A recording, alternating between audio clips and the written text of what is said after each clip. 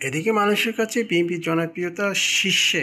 বিএনপির প্রচার সম্পাদক সুলতান সালাউদ্দিন টুকু বলেছেন, বাংলাদেশের মানুষের কাছে বিএনপির জনপ্রিয়তা শীর্ষে রয়েছে। তৃণমূলের চায়ের দোকানে যারা বসেন এবং ওয়ার্ডে আপনারা যারা প্রবীণ এবং সাবেক বিএনপি নেতা যারা দলের সাথে কাজ করেন, আপনাদের মাধ্যমে দলকে মানুষ চিনে ও ভালোবাসে। আপনাদের দলের প্রতি আলাদা একটা দরদ ও একটু বেশি ভালোবাসা রয়েছে। এদিকে সালাউদ্দিন টুকু আরও বলেন, একটা দল নেতা ভালো থাকলে সেই দলে কর্মী এবং ভোটারের অভাব হয় না, কারণ আপনাদের কথা মানুষ বিশ্বাস করে ও আপনাদের উপর আস্থা রাখে। এই দলকে ভালোবাসতে গিয়ে জীবনকে হুমকির মুখে অনেকেই ফেলেছেন, অনেকেই প্রাণ দিয়েছেন, তারপরও দলের জনপ্রিয়তা কমেনি। 24শে জুলাইয়ের আন্দোলনে 3 শতাধিক নেতাকর্মী নিহত হয়েছে। শনিবার দুপুরে টাঙ্গাইল ক্লাবে বিএনপির নেতাকর্মীদের নিয়ে নির্বাচনী মত বিনিময় সভায় তিনি আরও বলেন, দেশের জনপ্রিয় সাবেক প্রধানমন্ত্রী বেগম খালেদা জিয়ার কে ফ্যাসিস্ট সরকারের 6 বছর অধিক সময় অবৈধভাবে জেলে আটকে রেখে নির্যাতন করেছেন।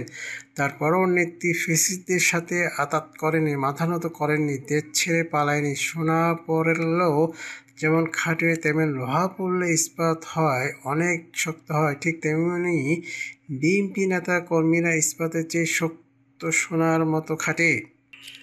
তিনি বলেন, বিএনপিকে পরাজিত করবে এমন শক্তি বাংলাদেশে হয়নি। আল্লাহর রহমতে আমাদের দল সঠিক পথে আছে। শহীদ রাষ্ট্রপতি জিয়াউর রহমান, সাবেক প্রধানমন্ত্রী খালেদা জিয়া ও বিএনপি ভাইস চেয়ারম্যান তারেক রহমানও কখনো দেশের জনগণের বিপক্ষে চায়নি। বিএনপি একমাত্র দল যারা দেশের গণতন্ত্রকে লালন করে। বাংলাদেশের জামাত ইসলামীর নাম উল্লেখ করে বলেন, 2 দিন আগে জামাতের দেশের মানুষের কাছে মাপ চেয়েছেন, তারা অপরাধ করেছে, মাপ চাইছে। গণহত্যা ও মা বোনদের ইজ্জত নিয়ে যারা ছিনিমিনি খেলছে, তাদের সহযোগিতা হিসেবে কাজ করছে। তাদের মুখে জনগণ এবং দেশের কথা মানায় না। স্বৈরাচার এরশাদ ক্ষমতা থাকায় জন্য মানুষকে হত্যা করেছে, তার পতন হয়েছে। ফ্যাসিস্ট খুনি হাসিনাও তার বাবার মতো বাক্স কায়েম করতে চেয়েছিল। সর্বশেষ তিনিও স্বৈরাচার হয়েছেন।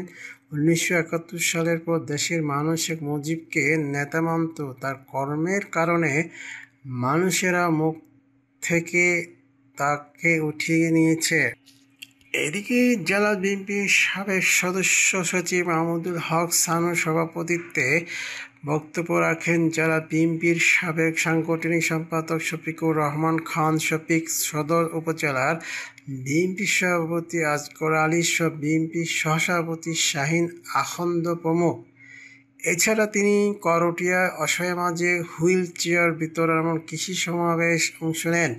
সন্ধ্যায় বিএনপির 31 দফার প্রচার শেষে বিশাল মোটরসাইকেলে সুরাউন্ড বের করেন।